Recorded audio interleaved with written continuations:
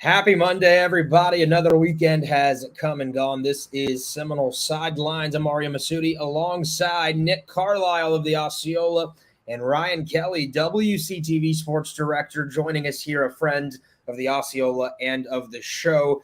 Gentlemen, let's get right into it. I want to thank those of you watching live on Twitter, on Facebook, and on YouTube. And, of course, this will be available on demand on Spotify, on Apple Pods, and everywhere else you get your favorite streaming devices and podcasts. All right, so, gentlemen, as we dive right in, we've got an action-packed show for you. We're going to talk some FSU baseball. We'll talk some softball and wrap it up with some March Madness. And then we might actually even talk a little bit of FSU football going to Ireland to put the finishing touches on this episode. We'll go about 25, 30 minutes here on this Monday afternoon. It's March 20th. It is chilly in Tallahassee a little bit this morning and into the afternoon. But you see Ryan Kelly's got his hoodie on, those of you watching. We are ready to rock. So, Nick, I will pose the first question to you. FSU baseball, you were there this weekend. They've had a rough week. Dropped a couple of midweek games at UCF. And then against Boston College, they dropped the Saturday and Sunday games. And right now are searching for answers, not just on the pitching staff, but maybe in that lineup too. Yeah, it's a frustrating time for this team for sure. And the thing that I think everybody needs to be reminded of is that this is a young team.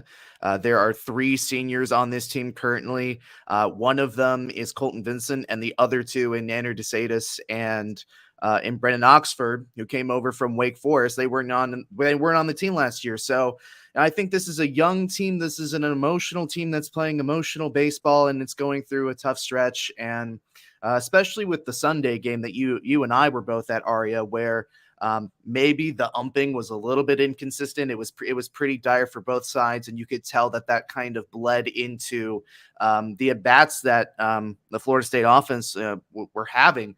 Lots of strikeouts, which is uncharacteristic, lots of uncompetitive swings, which are uncharacteristic. And it was really just a very frustrating time, frustrating game for this ball club. Link's frustrated. He said so as much in his post game. You could tell the players are frustrated. And, this is really just a very quintessential dictionary definition stretch of a young team that's going through some growing pains. And it's probably going to get worse before it gets better, Ariya, because they got Virginia coming up next weekend and then Miami the weekend after that, and Florida, number 3 ranked Florida coming in on Tuesday. So it might get worse before it gets better. But I think Link really, not only with the pitching staff and with all the injuries that this team has, they're going to have to do a lot of figuring things out over the next couple of weeks. Without a doubt. And I think right now Florida State is searching for not just answers, but leadership. And I think some confidence. And they played so well early in the year that, this little downstretch, so to speak, in this losing streak, I don't think has served them very well. They came out Friday against Boston College and played pretty well, but Saturday and Sunday offense just kind of left them. And that's tough when you're trying to deal with a young team, especially. So I'm not sure, where they go from here. They've got a big week coming up. It's going to be tough to have Florida and then at Virginia. It certainly doesn't get easier. And I think right now the guys are just in a rut. And Ryan, as I come to you with this now,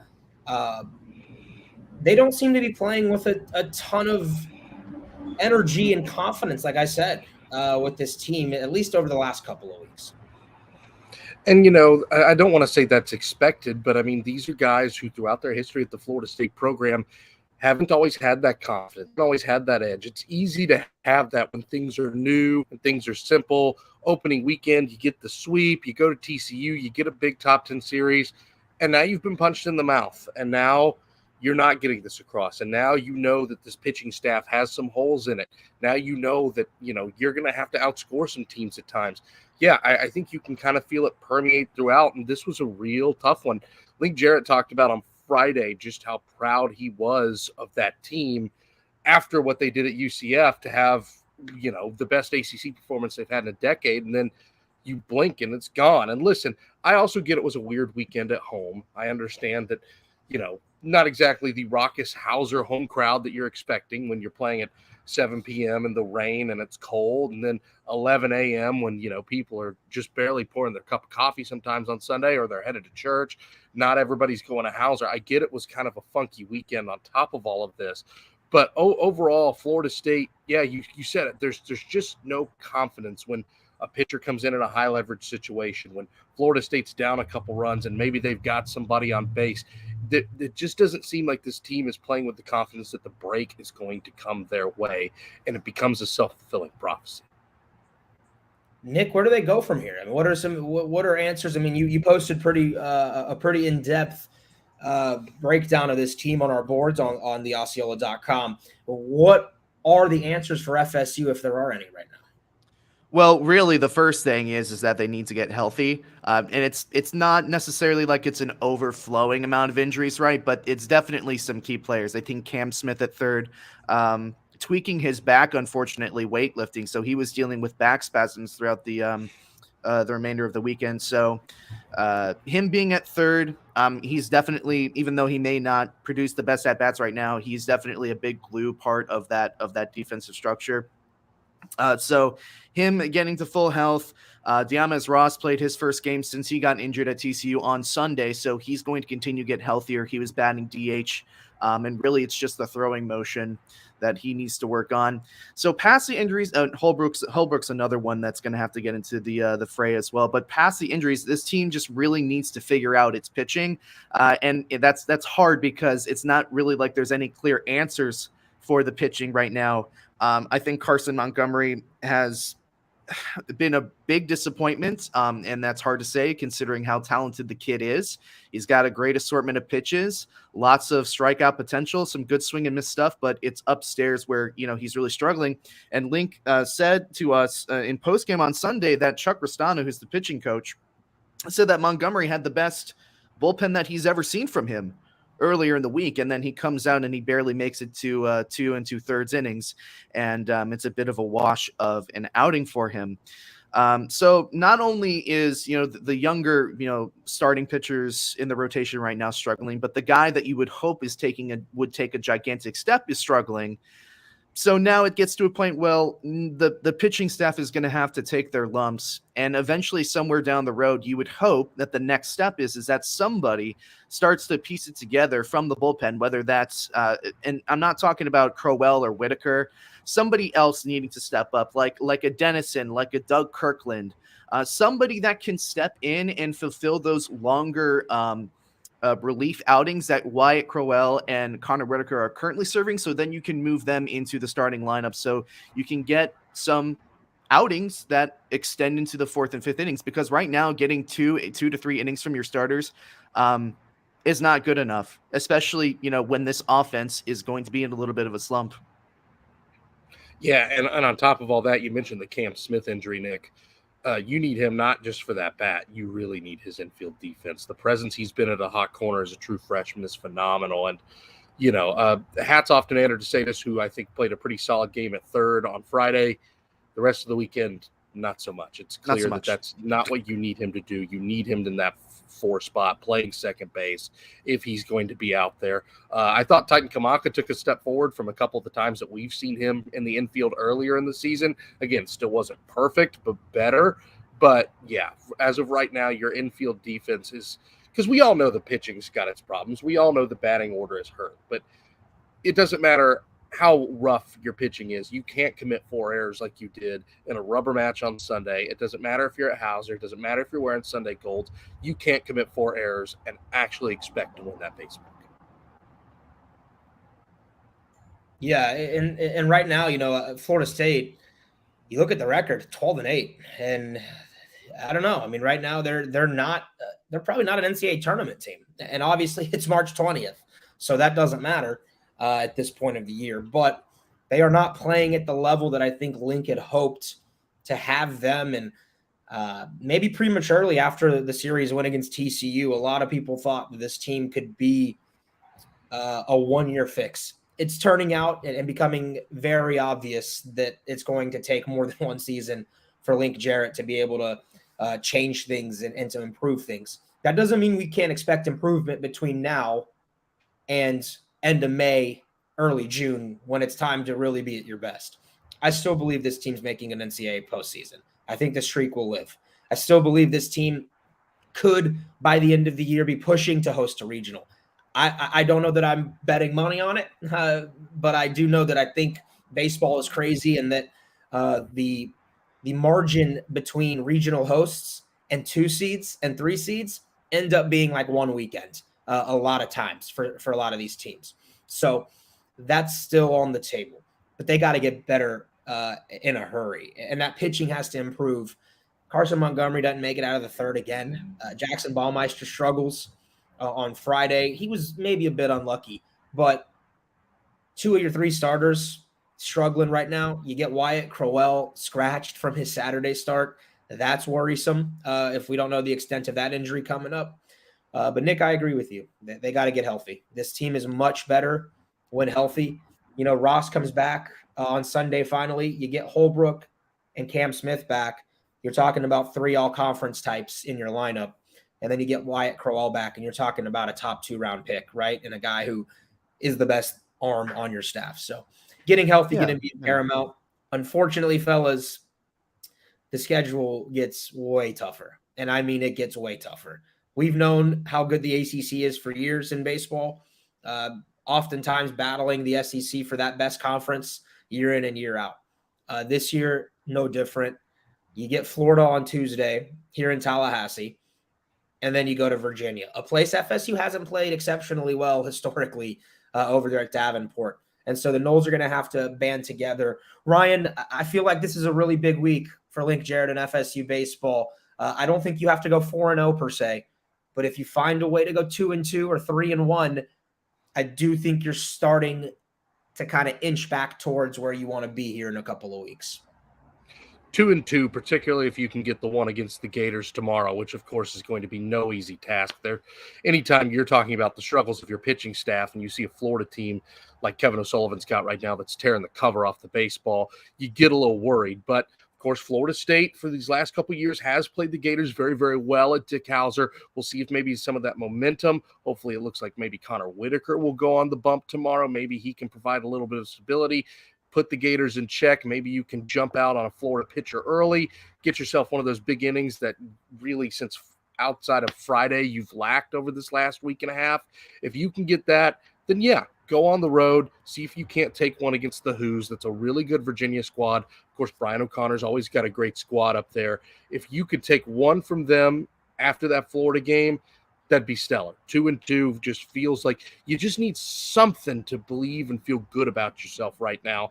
But I really do feel like it kind of hinges on, can you take care of business tomorrow, which again is a whole lot easier said than done.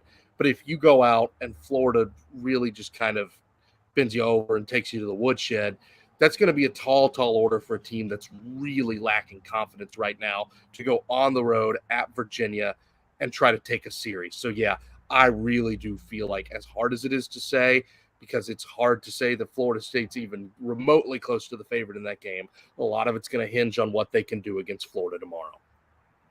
It's going to be a tough mental week for this team. And, you know, we talk so much about this team getting healthy.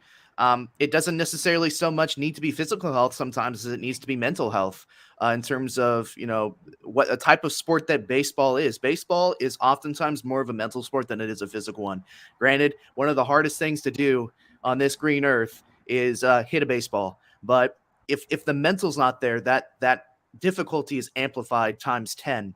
And I think having this team be mentally healthy going into this next stretch is going to be a challenge for Link. And you want to talk about the start of the season, they go and they get a series win on the road at TCU. You're thinking, okay, new staff, new team, new year, new us, let's get things done. Then you go and, as you say, you get punched in the mouth, and this is when the doubt starts to creep back in. Are we the same type of team that we were last year? Have things really changed? It's a lot of introspection that I think this team is doing right now. And I think if you are even to be able to grab the one against Florida tomorrow, it's a lot of kids that are a lot of players that these guys have grown up with and played with a lot. This game obviously means a lot, no matter what sport you're playing in. So I think to be able to grab Florida on Tuesday would be huge for the mental of this baseball team. And then I do think that 2-2 is the most optimal that you can get. Maybe you get lucky and you grab the Friday game. I'm not quite sure which day Virginia likes to run its best arm. I don't know if they're Fridays or Saturdays type of team. But I think really the one against Florida tomorrow is the big one. I agree. And it feels like, guys, if Florida State finds a way to win this game, it can kind of trigger maybe a streak for the Noles, right? Oftentimes when you play your rival, it's going to be emotional. It's going to be high intensity. And this has an opportunity, I think, to kind of ignite the Noles moving into Charlottesville. That's a good UVA team, by the way, who's up to number 8. Very good. In the D1Baseball.com rankings. And they just are coming off of series wins against UNC and NC State, both top 25 teams. So the Hoos are playing well. Man, Brian O'Connor is one of the best coaches in the game, and he routinely has those guys playing. And I think that's going to be probably a weekend in Charlottesville that you're going to see 5,000 fans a game for Florida State, right? That's a big brand. It's a beautiful ballpark out there, and the Noles, we'll see. Maybe that's what it takes for FSU to kind of get into a big atmosphere on the road the way they did at TCU. And that oftentimes has a way of locking you back in somehow, getting you, us against the world type mentality. So big week for FSU baseball. There you go on your screen, 7 p.m. tomorrow against the Gators at Hauser. I actually believe I heard that game already sold out. They put out a graphic. The U.S. game, 6,700 tickets have already been sold. So good luck scalping. Hope you know somebody. Those of you who have tickets, come on in to Hauser, and let's see if the Noles can go to 1-0 against their rivals from Gainesville. And they'll play, I believe, actually a week from tomorrow they play in Jacksonville. It's a quick turnover. Is it a week or is it 2 weeks? I believe it's 1 week. I believe it's 1 week, Ryan. I think it's the 28th. Wow. They play in Jacksonville. So very quickly, you'll have the Gators again. Yeah.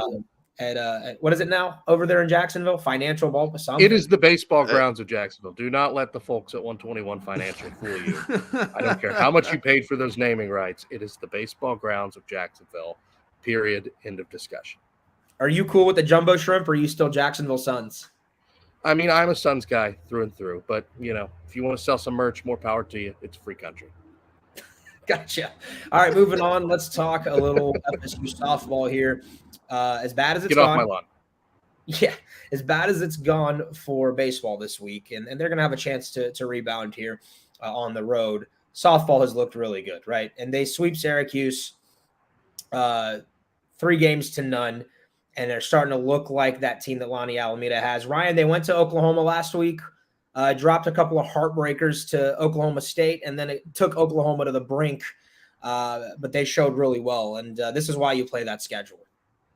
Oh, 100%. This is why you play that schedule. It's like maxing out at the gym and then going to like half that weight for the first time in a long time. You think to yourself, this is a lot lighter than I remember. This is why you go play a 3-game series against the Cowgirls and then a midweek against the Sooners. This is why you play the Clearwater Invitational. This is why, even if the home tournaments didn't have, a murderer's row this year, this is why you're still challenging yourself with a different team every single day in those situations. Because Coach loves to work with that lineup, figure out what works, figure out what doesn't when you get into the meat of conference play.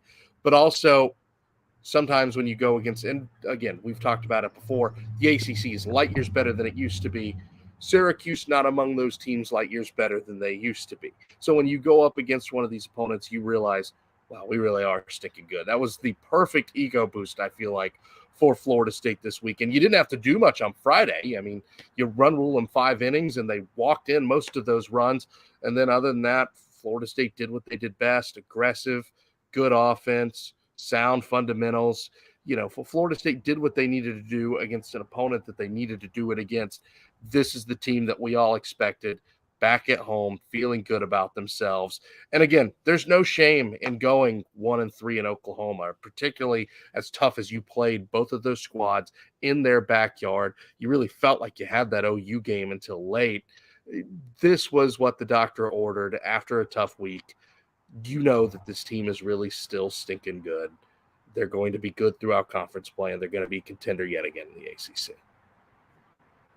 Kat Sandercock was really good twice for Yes, she Florida was. State. They're finding answers in the circle. McKenna Reed, outstanding freshman. It seems like Allison Royalty might be taking a step forward for Florida State as well. She threw well in game 2, and they still have Dubois that they're trying to find a role for her. But there seems to be that, four-headed monster right now. Kat Sandercock leads it. McKenna Reed might be your most talented arm, but then you have the experience of a Royalty and Dubois. Nick, how impressed have you been with FSU softball yet again this year? Because it seems like they're well on their way to being able to host through the NCAA tournament and put themselves in a good position to get back to OKC. I've been very impressed, and for the same reason that Ryan kind of stated. Like, this is the reason that you play the schedule. This is the reason that you face all these tough teams early before ACC play, so you can kind of get an idea for what works, what doesn't. You take a look at their schedule. All of these losses to top 25 teams are close. There is not a single game, apart from the one game that they lost against the Cowgirls where they got run ruled, that has been really just worrisome. All of these losses have been extremely close losses, and I think you come back and you beat Syracuse like you do, and you have number 15 Duke on the road next week. So it's a tough schedule. This is why you play the schedule, but ultimately you are confident in this team right now that they are up to the task, knowing that they have faced these teams. And as they continue to play these teams throughout the ACC play, they're going to continue to get better, continue to grow that confidence to when it again matters, and you're going to be seeing some of these teams again. And to your point earlier, Ariya, I think it was really good to see Kat Sandercock have herself a good weekend. She hasn't looked bad, but certainly maybe not the dominating stuff you saw from her a season ago early on. To get this weekend, to have full command in the circle, I think is great for the confidence of this staff going forward. Of course, Coach loves that she has so many options, like you talked about. Really 4 pieces that you feel pretty good about in some sort of situation. Don't let teams see the same arm throughout the lineup again and again and again. Of course, it's a little bit of a different approach for softball as the game kind of begins to change more towards this. But, of course, Coach Alameda really seems to be on the cutting edge and really seems to buy into this style of, listen, it's not just going to be one arm for 7 innings again and again and again. Now, if we can do that, like you did against Syracuse, you're more than happy to do it. But the fact that you've got options is a great thing. Yeah, and the lineup too, guys, I really love it. I mean, they've got options all over the place with Mudge at the top of the order. Harding's playing well. Dak that they got from A&M is tearing the cover off the ball right now. What an acquisition. Yeah, right. And I mean, the lineup hasn't dropped or missed a beat. And they've got balance. They've got power. They've got speed with Flaherty. They are playing really well. And they did what they were supposed to do against Cuse. They run ruled them twice. I believe they won one of the games with 3 base hits. I think it was 10 runs on 3 hits. You don't see that often. And in 5 innings, thank goodness the mercy rule is in effect in softball. One of the reasons we love the game of softball, the ability to go home after about an hour and a half. They are, I think, going to have bigger and better tests coming up, right? Duke and Clemson will be tough. Virginia Tech's good every year now with the jump that they've made. But I was, more so than ever, I was impressed with them out in Oklahoma. What they did at Okie State, coming back from behind in game 1 to have kind of that cardiac kids approach that they've always had. And then, game 3 for them was tough. They lost in basically the bottom of the 6th. They had the lead, and Oklahoma State, that's a top 5 team that made some plays on its home field. And then against Oklahoma, you have the lead in the middle innings after a big blast. I don't think Dak's ball has landed yet, actually. That's how far it hit. And, you got some gritty play that's reminiscent of every team Lonnie has had here in Tallahassee. So that prepares them for postseason. I really don't believe that they're going to get upset on their home field again like they did last year against Mississippi State. This is an FSU team that's clearly building right now for a run to OKC. And once they get there, I think they have plans on winning the whole thing. That's kind of the way it goes with Lonnie Alameda and Kocha and how they play here in Tallahassee. So they've got a pretty interesting schedule coming up as well as they just knocked off Syracuse. But it's going to get harder for them. And, Ryan, you do a great job covering them on WCTV. Nick, I know you and I will be alongside Bob trying to get out to softball at some point here soon and getting some coverage on the Osceola.com. But keep it locked in with Alameda's team. They're really, really good yet again. Let's transition quickly for a couple minutes into some March Madness. And Ryan, our brackets are, well, mine's actually relatively intact. I was going to say my Final Four is intact, so we're good. Which is all that matters. But, man, I took some hits in the first weekend, and there were some upsets all the way around. How about the Knights of Fairleigh Dickinson and the run that they made? Wow, we were rooting for them, huh? At what point do poor Purdue fans, like where else can you get? This is Indiana. This is Basketball USA. You're already kind of the little brother in the state behind IU. I mean, technically behind Notre Dame, if you want to get more specific, even though you're more of the basketball school. You've had all these great chances and these great players throughout the years, and you just cannot seem to put it together. I mean, what a brutal loss. Zach Edey looked like he had 2 left feet at times in that game. And Fairleigh Dickinson, good guard play is going to win you games in March, and that's exactly what they did. They came out aggressive. They didn't come out scared at all, took the absolute right approach. When you've got your coach telling CBS cameras, the more I see of them, the more I can beat them. That's all mentality. That's all beating in your brain. This is not a formality. We can go out here and do this, take care of business. I loved the approach. I loved everything they did. And, yeah, if you're Purdue, you find yourself looking for answers. I know Fairleigh Dickinson fell last night, but still, I mean, what an accomplishment. Only the second 16 ever to take down a 1. Yeah, how about Princeton and what they did in the NCAA tournament? They make it to the Sweet 16. I don't think anybody thought that the Ivy League's darlings would advance this far. They did take down Dennis Gates, Nick Carlisle, one of our own former Seminole assistants. But this is why they call it March Madness, right? I mean, this is the best. No, this is absolutely why you call it March Madness. And I am so happy as a basketball fan, a college basketball fan, that it's lived up to the name more and more every single year. Last year, I thought was crazy. The year before that, I thought that was crazy. And then, again, you have Fairleigh Dickinson taking down Purdue. Arizona goes down.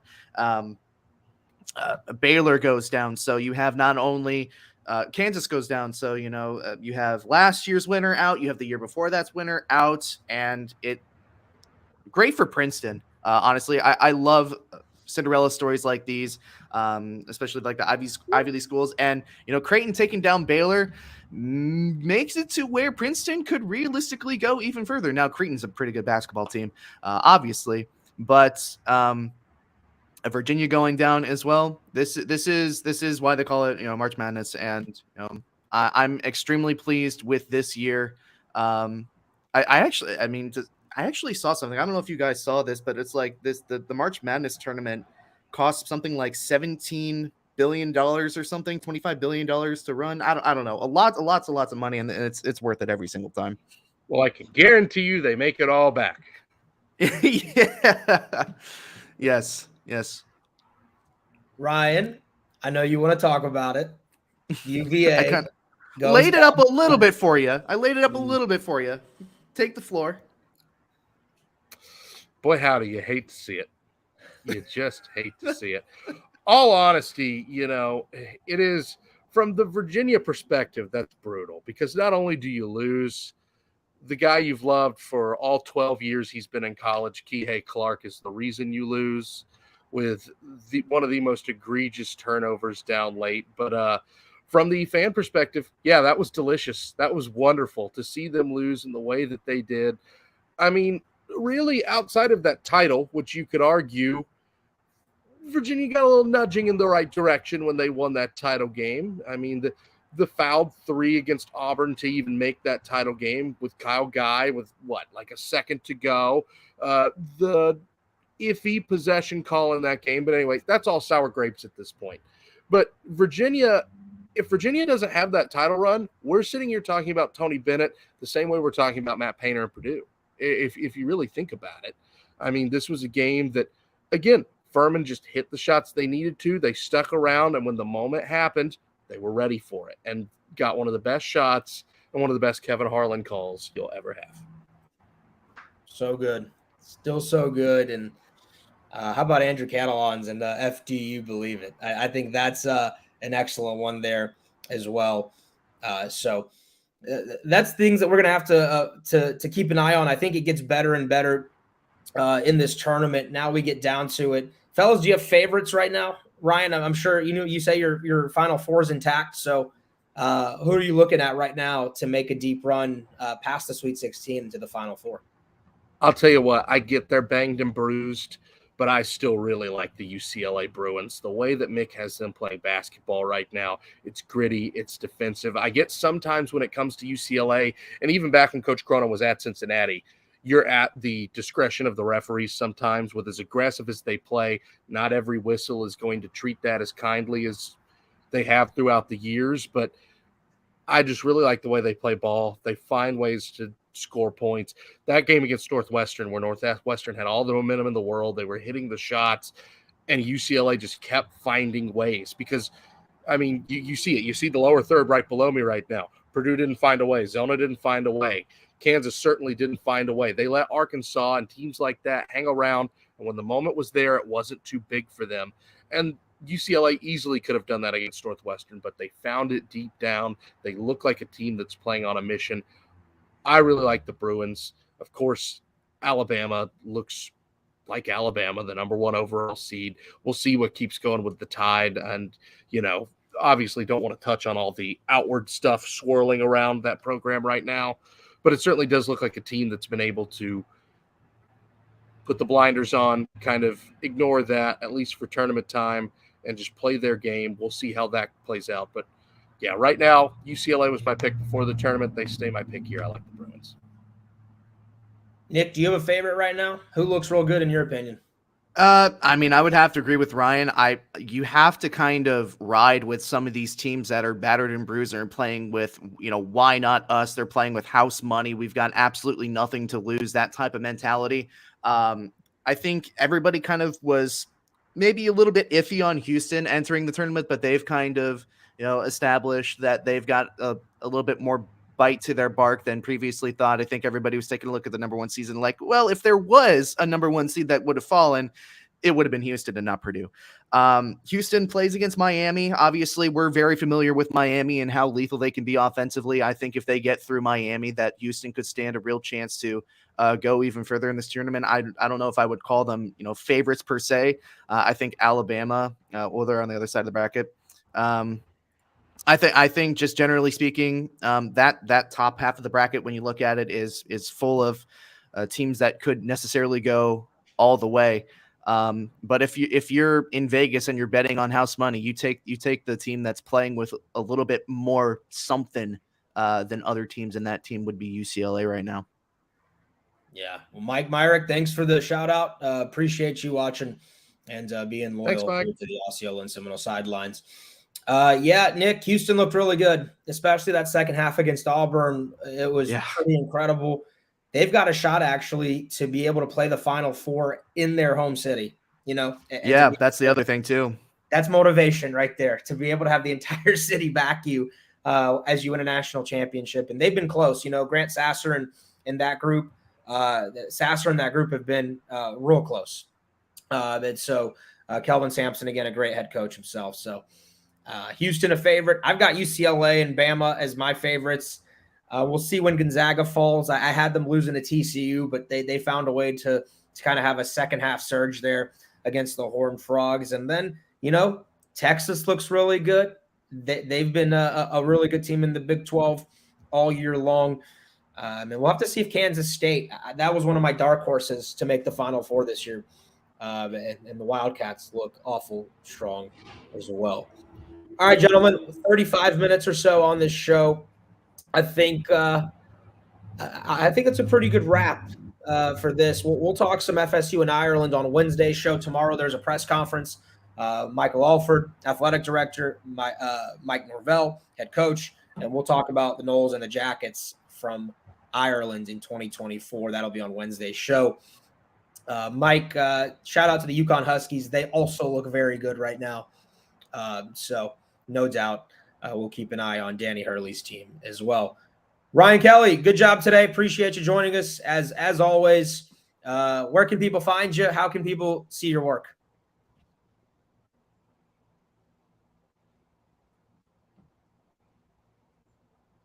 Did we lose Ryan? I think we might have lost. I think we might have lost Ryan just momentarily. Ryan. That's all good. Nick, where can people find your work? But you can follow my Twitter at I'm Nick Ryan. Obviously, you can catch me writing for the Osceola, usually covering one of those games during the weekend, covering recruiting as well, hopefully soon as well. So you can catch me here along with yourself, Ariya, on the Osceola.com with Rivals. And do live updates with baseball every now and again as well. Basically, I'm with you right here. So if you want more of me, I'm in the same place as everybody else. All right. Thanks to Ryan Kelly for joining us. Nick Carlisle. I'm Ariya Massoudi. Again, if you want to watch this back on YouTube, Facebook, or Twitter, you can. And on audio, Spotify, podcasts, everywhere you find them, Apple as well. And make sure you subscribe to the Osceola.com. Appreciate you guys. For Ryan and Nick, I'm Ariya. This has been Seminole Sidelines.